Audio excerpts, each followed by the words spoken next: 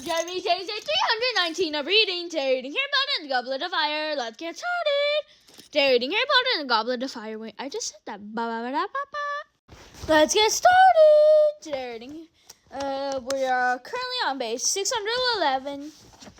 Let's go. Up and down the table were sniggering, twisting in their seats to see Harry's reaction. Let me see it, Harry said to Ron. Give it here. Very reluctantly, Ron handed over the newspaper. Harry turned it over and found himself staring at his own picture. Beneath the headline, Harry Potter, Disturbed and Dangerous. The boy who defeated He Who Must Not Be Named is unstable and possibly dangerous, writes Rita Skeeter, special correspondent.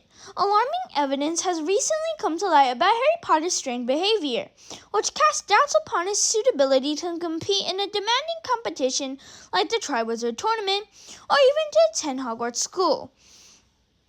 Potter, the Daily Prophet can exclusively reveal, regularly collapses at school and is often heard to complain of pain in the scar on his forehead, relic of the curse which you-know-who attempted to kill him. On Monday last, midway through a divination lesson, your Daily Prophet reporter witnessed Potter storming from class, claiming that his scar was hurting too badly to continue studying. It is possible, say top experts at St. Mungo's Hospital for Magical Maladies and Injuries, that Potter's brain was affected by the attack inflicted upon him by you-know-who, and that his insistence that the scar is still hurting is an expression of his deep-seated confusion. He might even be pretending, said one specialist. This could be a plea for attention. The Daily Prophet, however, has unearthed worrying facts about Harry Potter that Albus Dumbledore,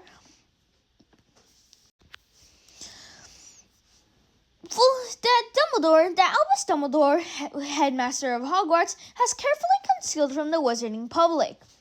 Potter can speak Parseltongue, reveals Draco Malfoy, a Hogwarts fourth year.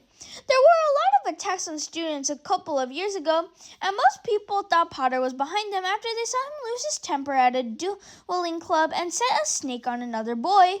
It was all hushed up, though, but he's made friends with werewolves and giants, too. We think he'd do anything for a bit of power. Parseltongue, the ability to converse with snakes, has long been considered a dark art. Indeed, the most famous Parselmouth of our time is none other than you-know-who himself. A member of the Dark Force Defense League, who wished to remain unnamed, stated that he would regard any wizard who could speak Parseltongue as worthy of investigation. Personally, I would be highly suspicious of anybody who could converse with snakes, as serpents are often used in the worst kind of dark magic and are historically associated with evildoers.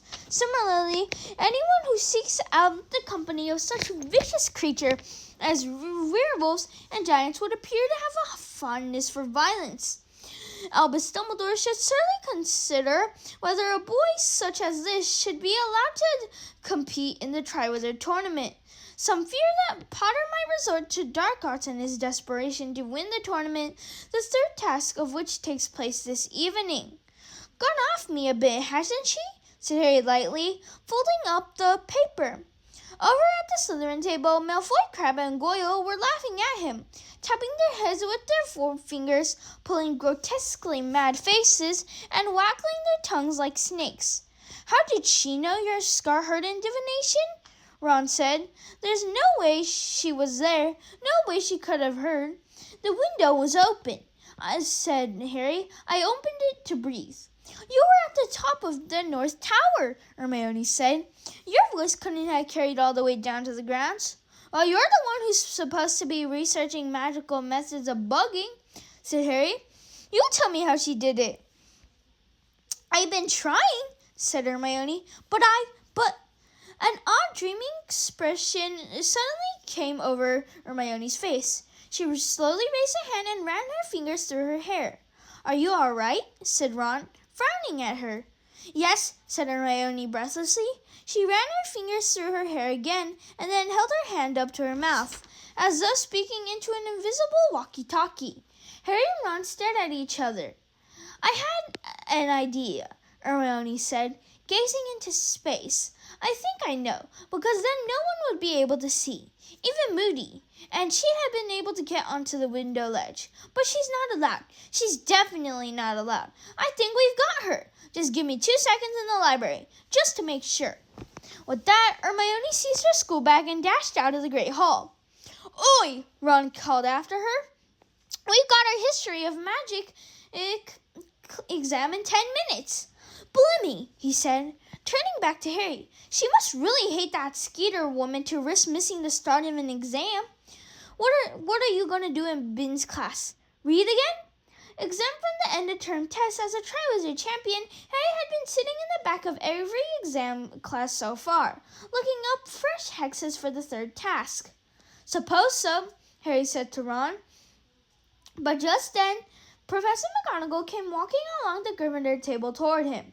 Potter, the champions are congregating in the chamber of the hall after breakfast.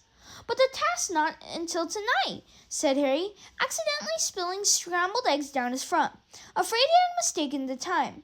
I am aware of that, Potter, she said. The champions' families are invited to watch the final task. You know, this is simply a chance for you to greet them. She moved away. Harry gaped after her.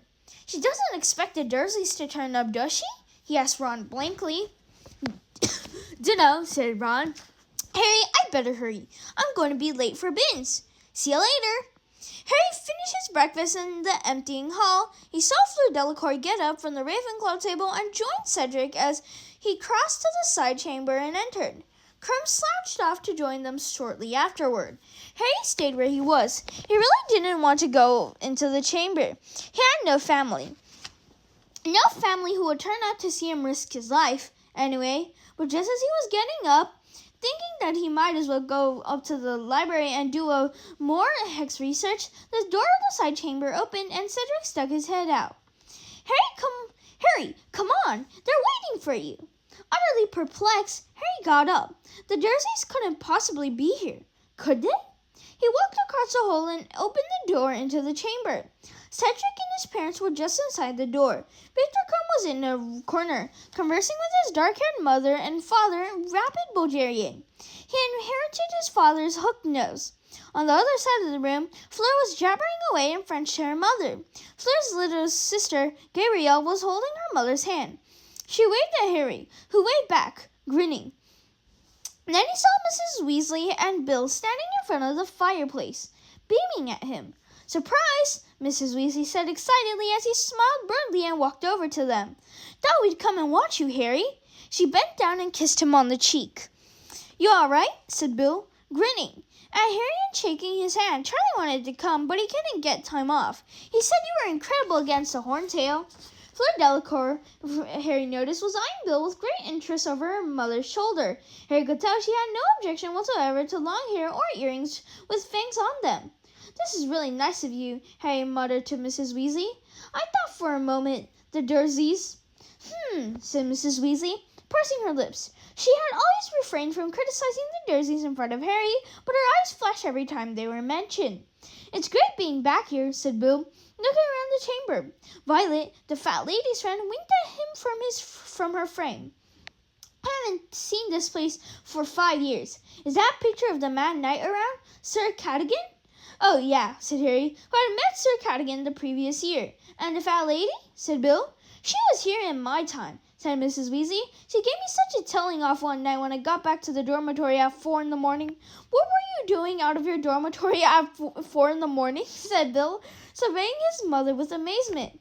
Mrs. Weasley grinned, her eyes twinkling. Your father and I had been for a nighttime stroll, she said. He got caught by a Polly Pringle. He was a caretaker in those days. Your father still got the marks. Fancy giving us a tour, Harry? Said Bill.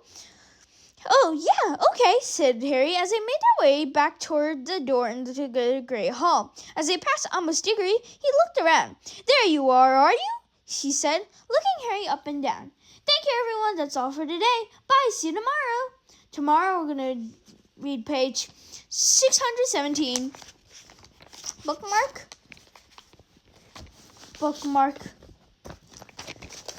Close.